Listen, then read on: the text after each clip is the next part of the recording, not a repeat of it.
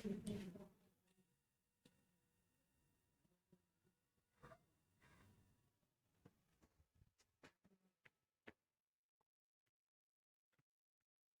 Student, आप सभी का राजन एकेडमी क्लासेज में स्वागत है। आज हम लोग बहुपद के शून्यक को देखेंगे। बहुपद का शून्यक क्या होता है, इससे पिछले वाले लेक्चर में हमने देखे बहुपद क्या होता है, बहुपद के कितने प्रकार होते हैं, बहुपद के अलग अलग प्रकार देखे। उसके बाद फिर आज इस वीडियो में हम देखेंगे बहुपद के शून्यक कैसे निकाले जाते हैं, रेखिक बहुपद के, फिर द्विघात बहुपद के और फिर त्रिघात बहुपद के।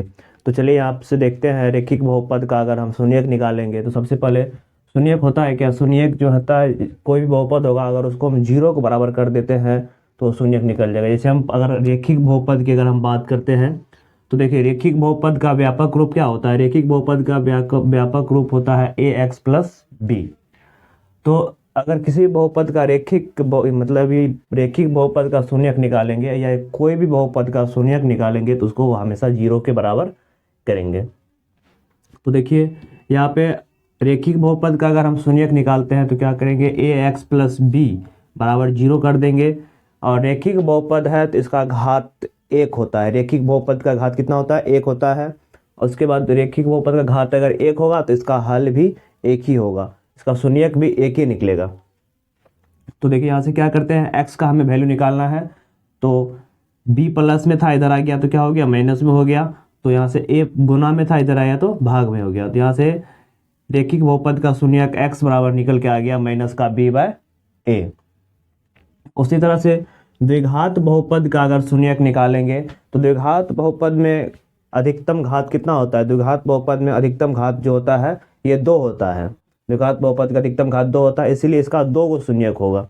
तो यदि हम मान लेते हैं यदि अल्फा और बीटा द्विघात बहुपद ax square plus bx plus c के शून्यक हो तो इसका 2 ठो शून्यक निकलेगा, एक अल्फा और एक बीटा है। तो यहाँ से एक सूत्र बनता है, याद रखिएगा, शून्यकों का योग बराबर, शून्यकों का योग मतलब शून्यक और गुणांक के बीच में कुछ संबंध आता है। तो शून्यकों का योग बराबर फॉर्मूला हो जाएगा माइनस का b बाय a, मतलब अल्फा प्लस बीटा बराबर शून्यक और शून्यकों का गुणांक। ये देखिए a b क्या है, शून्य गुणांक है ना, एक बहुपद के गुणांक है ना, a एक्स स्क्वायर का गुणांक है, b x का गुणांक है। तो बहुपद के शून्यक और बहुपद के गुणांक में कुछ संबंध आता है, तो वह संबंध क्या है, अल्फा प्लस बीटा बराबर माइनस का b बाय a हो जाएगा। उसके बाद शून्यकों का गुणनफल, एक शून्यकों का गुणनफल अल्फा इंटू बीटा, जब हम दो शून्यक को गुना करते हैं तो इस गुणांक आता है c बाय a। तो हमने देख लिया किस तरह से द्विघात बहुपद के, और द्विघात बहुपद का व्यापक रूप यही होता है ax स्क्वायर प्लस का bx प्लस c। तो द्विघात बहुपद के योग अल्फा प्लस बीटा बराबर हो जाएगा माइनस का b बाय a, और शून्यकों का गुणनफल हो जाएगा c बाय a। तो यहाँ से हमने देख लिए कि द्विघात बहुपद के शून्यक और उनके गुणांक में क्या संबंध है। चलिए इस पे एक उदाहरण लेते हैं, एक क्वेश्चन लेते हैं, देखते हैं क्वेश्चन क्या है। क्वेश्चन है एक द्विघात बहुपद x square plus 7x plus 10 के शून्यक निकालना है, फिर शून्यकों तथा गुणांकों के बीच संबंध की सत्यता की जांच करना है। मतलब इस क्वेश्चन में एक द्विघात बहुपद दिया हुआ है, इस द्विघात बहुपद हमें सबसे पहले शून्यक निकालना है। बताया शून्यक निकालने के लिए कोई भी बहुपद होगा तो उसको जीरो के इक्वल करेंगे, जीरो के बराबर करेंगे। तो चलिए इसका पहले हम शून्यक निकालते हैं, फिर उसका जो शून्यक निकलेगा तो उसका जांच करेंगे उससे गुणांकों के बीच। तो चलिए इसका शून्यक निकाल लेते हैं, जैसे लिखेंगे सॉल्यूशन हल देके। द्विघात बहुपद क्या दे दिया है, x square plus 7x plus का 10, इसको बराबर कर देते हैं किसके, जीरो के। अब इसको क्या करेंगे, गुणनखंड विधि से हम इसको सॉल्व करेंगे। गुणनखंड विधि से x का वैल्यू निकालेंगे तो वही शून्यक निकलेगा। तो चलिए यहाँ पे इसको 7x है तो इसको गुणनखंड विधि से कैसे सॉल्व करेंगे। तो देखिए एक्स स्क्वायर का गुणांक अभी नहीं कुछ है तो क्या है, एक है। एक्स स्क्वायर का गुणांक नहीं कुछ है तो एक है, और सी क्या है, कांस्टेंट 10 है। तो क्या हमेशा कोई भी द्विघात बहुपद का शून्यक निकालेंगे तो एक्स स्क्वायर का जो गुणांक होगा और सी यहाँ पे अचर पद जो होगा पहले उसको गुना कर लेंगे। तो 1 गुना 10 कितना हो जाएगा, ये 1 गुना 10 हो जाएगा 10। उसके बाद इसका क्या करेंगे, फैक्टर तोड़ेंगे। फैक्टर मतलब गुणनखंड करेंगे। गुणनखंड छोटी छोटी संख्या से लगा देते हैं, पहले 2 से लगा देते हैं 5 या फिर 5 से लगा देंगे तो 1।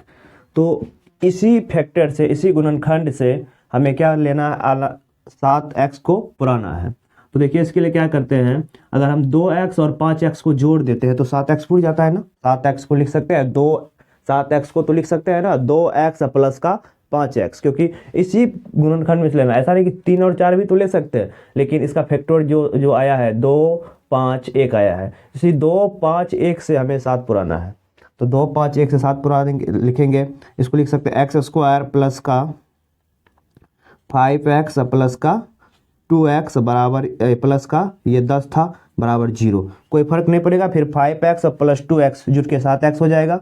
चलिए यहाँ से सॉल्व करते हैं। उसके बाद देखिए इसको ऐसे लिख सकते हैं एक्स स्क्वायर, कॉमन आ जाएगा इसमें कुछ, कॉमन क्या आएगा, x इसमें भी है x इसमें भी है। तो x कॉमन मतलब जो दोनों में होता है, कॉमन मतलब जो दोनों में, x देखिए यहाँ पर भी है और x यहाँ पर भी है। तो x क्या कर लेंगे, कॉमन ले लेते हैं। x कॉमन ले लेंगे तो बचेगा यहाँ पे x बच जाएगा। उसके बाद यहाँ पे x ले लिए तो क्या बचेगा, 5 बच जाएगा, क्योंकि x ले लिए ना, 5 बचेगा खाली, यहाँ पे 5 बच जाएगा। उसके बाद फिर प्लस है तो प्लस। उसके बाद देखिए यहाँ पे 2 है और 10 को तो लिख सकते हैं 2 गुना 5, 2 गुना 5 तो लिख सकते हैं। तो इसका मतलब 2 इसमें भी है 2 इसमें भी है, तो यहाँ से 2 कॉमन आ जाता है, 2 कॉमन आ जाएगा। तो इसमें से 2 कॉमन ले लिए क्या बचेगा, x बचेगा प्लस, फिर यहाँ पे 2 ले लिए क्या बचा, 5 बचा। अब इसको बराबर कर देंगे 0 के। फिर अब देखिए x प्लस 5 इसमें भी है और x प्लस 5 इसमें भी है, x प्लस 5 इसमें भी है, x प्लस 5 इसमें भी है। ये दोनों में है तो ये दोनों कॉमन आ जाएगा। तो क्या करते हैं यहाँ से x प्लस 5 कॉमन ले लेंगे। तो देखिए इसमें से x प्लस 5 ले लिए, क्या बचा, सिर्फ x बचेगा। तो यहाँ से x बच जाएगा और इसमें x प्लस 5 यहाँ से ले लिए, क्या बचा, 2 बच गया, 2 बच गया। ये बराबर हो जाएगा किसके, 0 के। चलिए इसको यहाँ से सॉल्व करते हैं। अब यहाँ पे एक बार यहाँ से पहले लिख लेते हैं इसको। अब एक बार क्या करना है, 0 को बराबर करना है। इसको ऐसे लिखेंगे x प्लस का 5 एक बार 0 के बराबर हो जाएगा, और फिर एक x प्लस का 2 ये बराबर हो जाएगा 0 के। तो इसको इसके बराबर कर दिए, इसको बराबर कर दिए। तो यहाँ से x बराबर कितना आ जाएगा, 5 प्लस में इधर आएगा तो माइनस में हो जाएगा। उसके बाद फिर 2 प्लस में इधर आएगा तो माइनस में हो जाएगा। तो यहाँ से हमने देख लिए इस द्विघात बहुपद के 2 शून्यक आया, एक -5 और एक -2। तो इसका मतलब ये अल्फा, एक को अल्फा मान लेंगे, एक को बीटा मान लेंगे। तो यहाँ से लिखेंगे था दिए गए बहुपद के शून्यक, एक आएगा -5 एक आएगा -2। अब हमें जांच करना है शून्यकों और गुणांकों के बीच, शून्यक और गुणांक के बीच जांच करना है। तो यहाँ लिखेंगे जांच। तो देखिए जांच हम जानते हैं अल्फा प्लस बीटा बराबर होता है -b/a के। अभी हम फॉर्मूला यहाँ पे देखिए, अल्फा प्लस बीटा ये हो गया शून्यक और गुणांक हो गया -b/a। तो देखिए अल्फा, इसको अल्फा मान लेंगे तो इसको बीटा मान लेंगे। तो अल्फा अगर -5 है प्लस बीटा क्या है, -2 है, तो ये बराबर -b/a। तो यहाँ पे देखिए b कितना है, जो बहुपद है, बहुपद क्या दिया है, ये बहुपद दिया गया है, ये बहुपद है। तो x का गुणांक क्या है, 7, माइनस तो पहले से -7, a का क्या मान है, a का एक्स स्क्वायर पीछे में क्या है, नहीं कुछ रहता है तो 1 रहेगा, तो 1 हो जाएगा। चलिए इसको देखते हैं क्या ये दोनों बराबर आएगा। तो -5 अब -2 बराबर -7, देखिए -7 बराबर -7। तो गुणांक के बीच में संबंध देख रहे हैं, बराबर आ रहा है। उसी तरह से अल्फा इंटू बीटा निकाल लेंगे। तो हम जानते हैं अल्फा इंटू बीटा, यहाँ पे देखिए अल्फा इंटू बीटा कितना, अल्फा इंटू बीटा है c/a। तो alpha into beta formula c/a। अब अल्फा का मान कितना है, -5, अब बीटा का मान कितना है, -2। 2। ठीक है, तो अब सी का वैल्यू कितना है, यही सी का वैल्यू है, क्योंकि हम व्यापक रूप बताएं, ये ए होता है और ये बी होता है और ये सी होता है। तो यहाँ से 10 हो जाएगा, नीचे में ए का वैल्यू कितना है 1 है, तो माइनस गुना माइनस कितना हो जाएगा प्लस, 5 दूना 10 बराबर 10 के। तो यहाँ पर देखिए गुणांक के बीच संबंध की सत्यता का जांच हो गया, मतलब अल्फा प्लस बीटा बराबर होता है माइनस बी बाय ए के, और अल्फा इंटू बीटा बराबर होता है सी बाय ए के। तो इसी तरह से ये हम द्विघात बहुपद के शून्यक निकाल लिए। तो इसी तरह से त्रिघात बहुपद का भी शून्यक होता है। तो चलिए अब त्रिघात बहुपद क्या होता है, इसका शून्यक कैसे निकालते हैं, इसका कितना शून्यक होगा, त्रिघात बहुपद के भी कितना शून्यक होगा, इसको भी देख लेते हैं।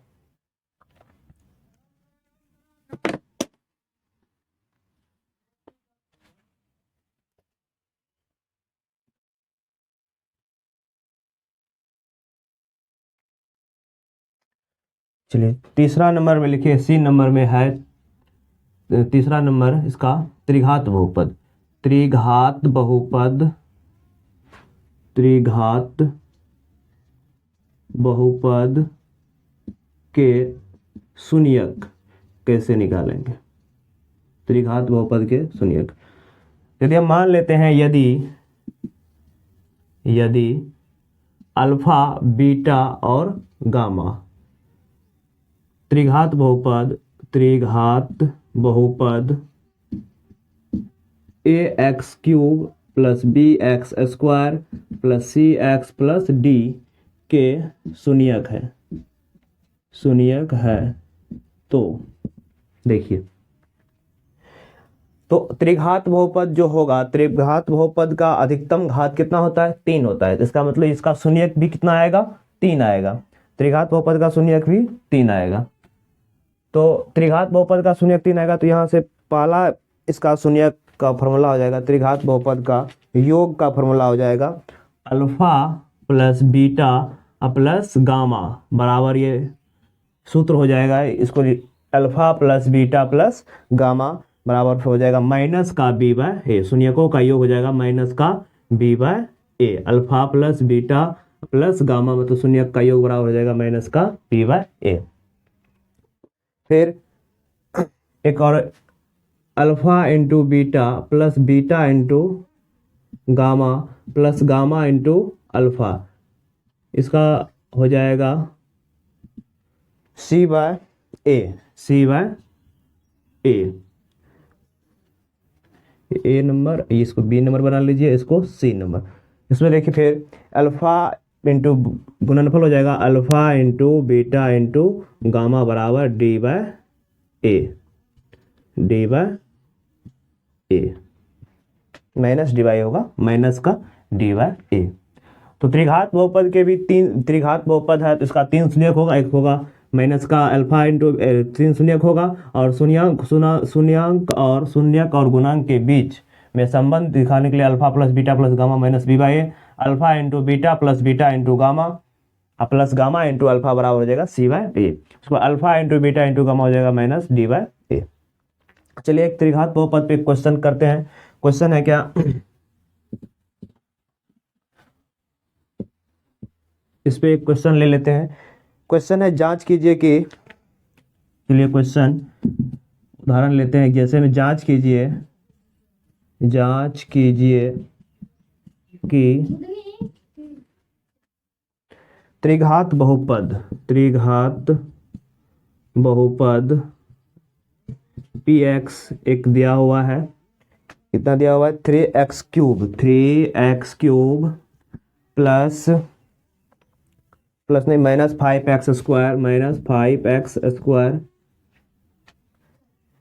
11x माइनस 3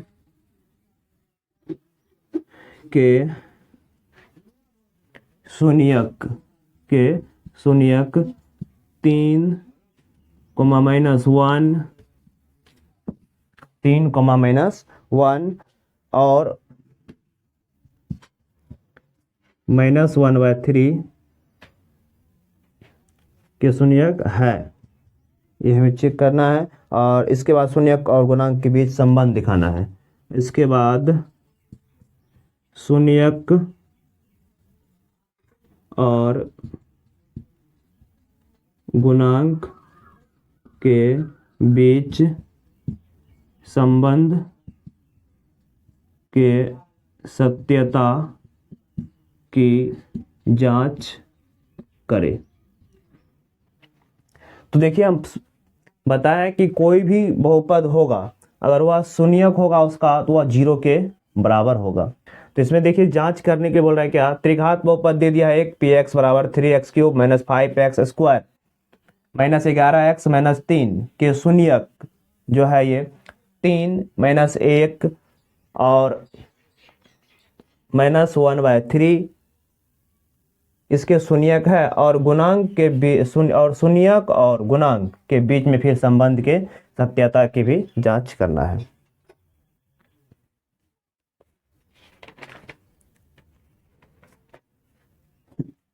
तो चलिए, तो शून्यक होने के लिए क्या, अगर इसमें हम 3 का x की जगह पे पहले 3 का मान पुट करेंगे, अगर ये 0 के बराबर हो गया तो बोल देंगे शून्यक है। देखेंगे दिया है क्या,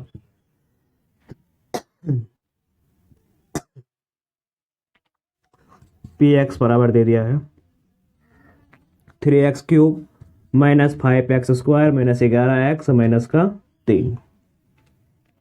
तो x बराबर 0 पे पहले चेक करते हैं, x बराबर 3 पे ना, x बराबर 3 पर।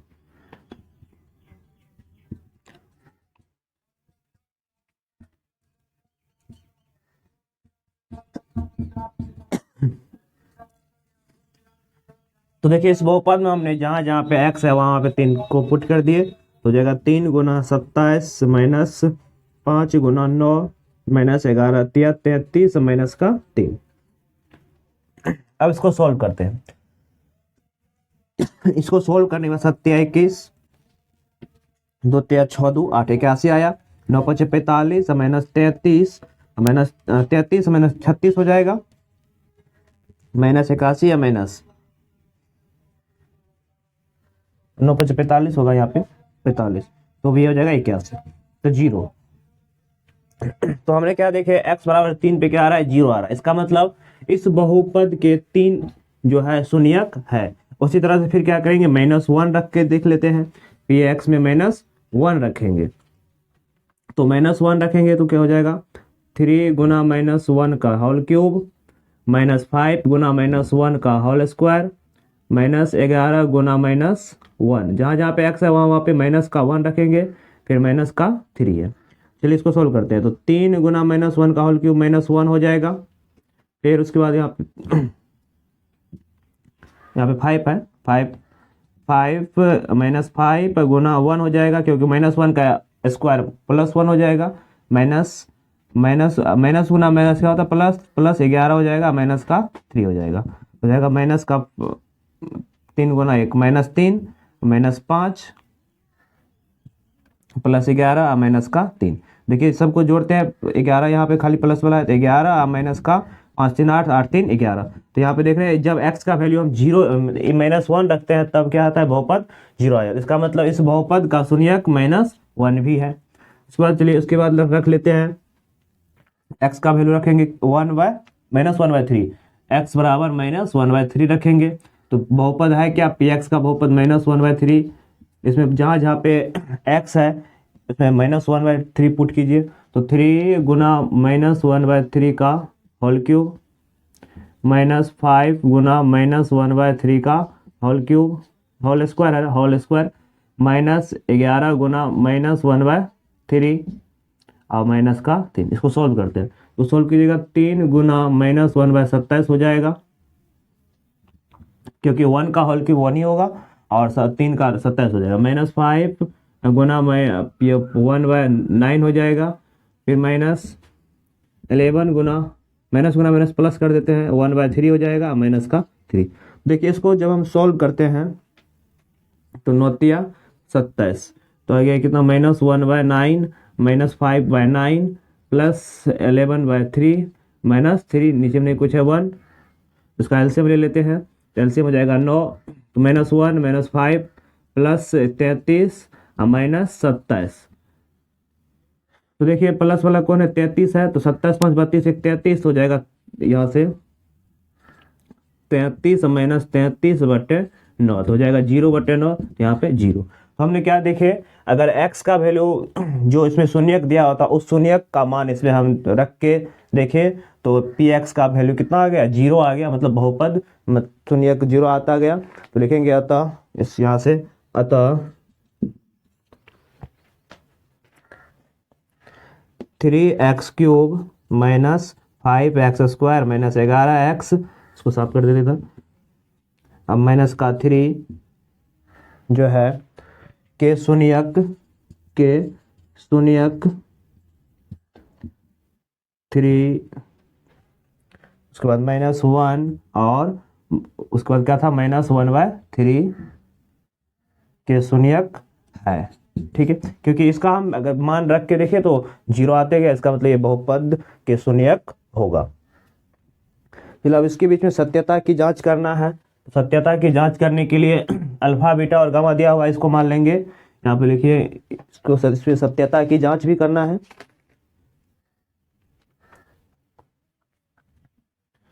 लिखेंगे अब सत्यता की जांच।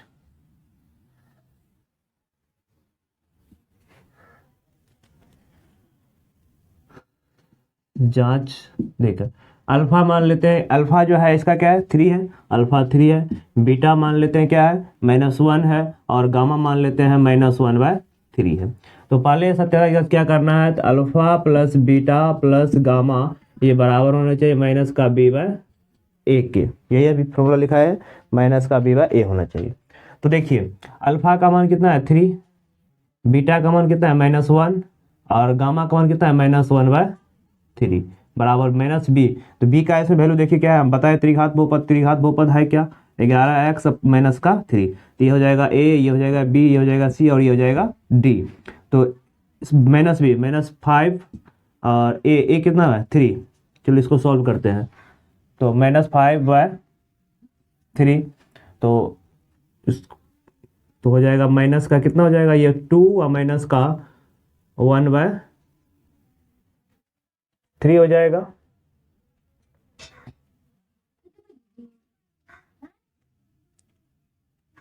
अच्छा यहाँ पे बीटा अल्फा, ठीक है।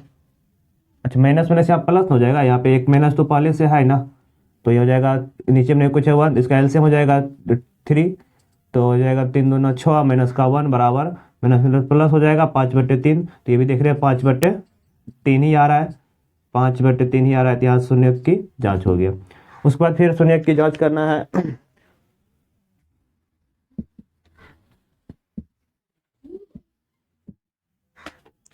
अगला शून्य की जांच करना है, अल्फा इंटू बीटा प्लस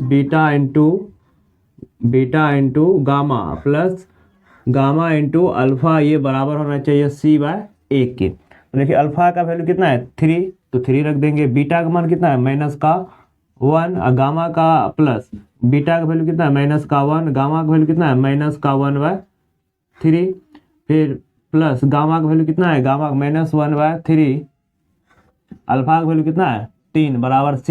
इसमें देखिए c का वैल्यू कितना है, ये हो जाएगा a, ये हो जाएगा b और ये हो जाएगा c। तो c है -11, a का वैल्यू कितना है 3, तो -11/3 आना चाहिए। तो इसको सोल्व करने के बाद फिर अगर -11/3 हो जाएगा तो हम सत्यता की जांच कर लिए। तो हो जाएगा -3 माइनस माइनस प्लस हो जाएगा 1/3, ये 3 से 3 कैंसिल हो जाएगा, क्या होगा -1 बराबर -11/4। तो -3 -1 तो -4, नीचे में नहीं कुछ है 1 प्लस का, इस यहाँ सोल्व कर रहे हैं, फिर 1/3 बराबर -11/4 हो जाएगा। तो देखिए इसको सॉल्व करते हैं। ये तो गलती हो गया लगता है।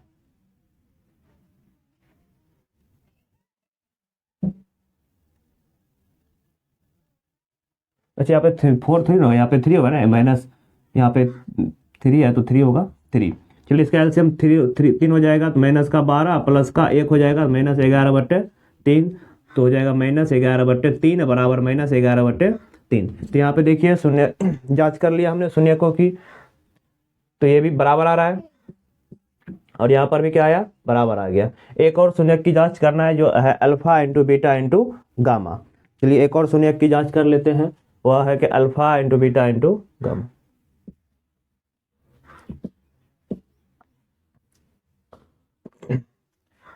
एक और शून्यक की जांच करना, alpha into beta into gamma ये बराबर होना चाहिए -d/1 की। तो यहाँ पे डी का बहुपद जो लिखा है उसमें देख लिया, डी का वैल्यू कितना है 3 है। तो अल्फा का वैल्यू कितना है, अल्फा तो माने है 3, बीटा है -1 और गामा है -1/3। उसके बाद डी का वैल्यू कितना है -3 और ए का वैल्यू कितना है 3, ए का वैल्यू 3।